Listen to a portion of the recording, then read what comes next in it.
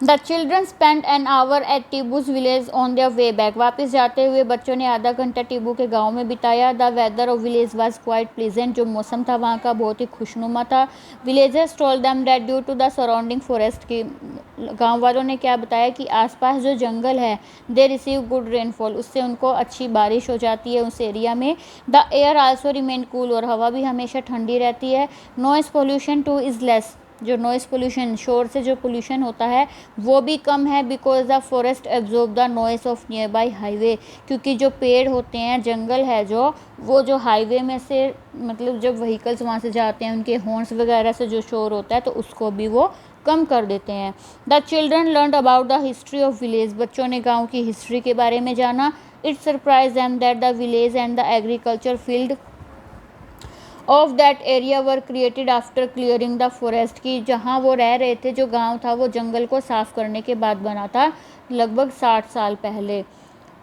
टीबूज grandfather told them that when he was young. Tibu के दादा ने बताया कि जब वो बड़ा जवान था, the village was not as large at it was now, कि गांव इतना बड़ा नहीं था जितना अब है। It was also surrounded by the forest, ये जंगल से घिरा हुआ था।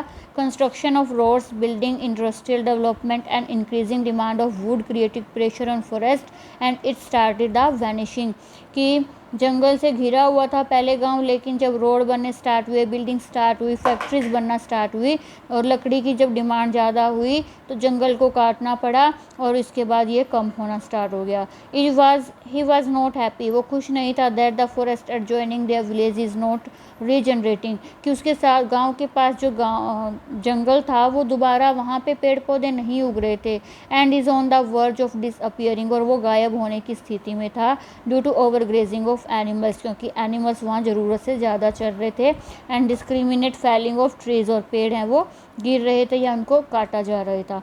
Professor Ahmad said that if we did things wisely, professor Ahmad ने बताया कि अगर हम सूझबूझ से काम लें, वी कुड प्रिजर्व फॉरेस्ट, तो हम जंगल को बचा सकते हैं एंड एनवायरनमेंट को बचा सकते हैं, as well as have development, और विकास भी कर सकते हैं। Children prepared a few pictures to show the consequences of such an event.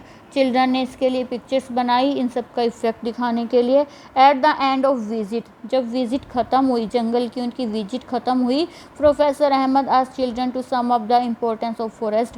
Professor Ahmad से उनसे फॉरेस्ट की इम्पोर्टेंस के बारे में पूछा, क्यों ज़रूरी है, क्यों काम आता है।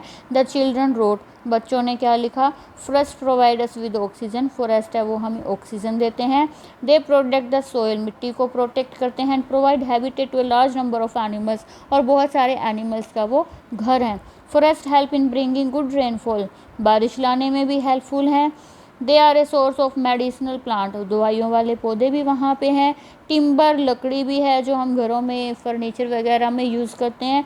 And many other useful product, और इसके अलावा भी बहुत सारे प्रोडक्ट हैं जो हमारे काम आने वाले हैं। We must preserve our forest, हमें अपने जंगलों को बचाना चाहिए। तो ये हमारा चैप्टर कंप्लीट हो चुका है। अब देखिए यहाँ पे क्या क्या शो हो रहा है। 1 नंबर पिक्चर पे क्या शो हो रहा है, इफ़ फॉरेस्ट डिसअपियर।